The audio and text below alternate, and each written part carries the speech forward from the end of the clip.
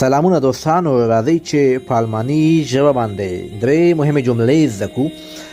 کله چې موږ وایو زه صرف غواړم چې ویده شم یا زه یوازې غواړم چې ویده شم، نو دغه جمله په الماني ژبه باندې داسې وایو: Ich will nur schlafen. Ich will nur schlafen. نو مطلب صرف یا یوازې. او بله جمله د دوستانو له موږ سره چې وایو زه ناروغه نه یم، بس یوازې ستړی یم. زه ناروغه نه یم، صرف یا یوازې ستړی یم. دا جمله په الماني ژبه باندې داسې وایو: Ich bin nicht krank und nur müde. یعنی زه ناروغه نه یم، بس صرف ستړی یم. او دوستانو بله جمله موږ سره دا ده کله چې موږ وایو هغه یوازې د شنبې په ورځ زموږ سره پاتې کیږي. هغه یوازې د شنبې په ورځ موږ سره پاتې کیږي. دا جمله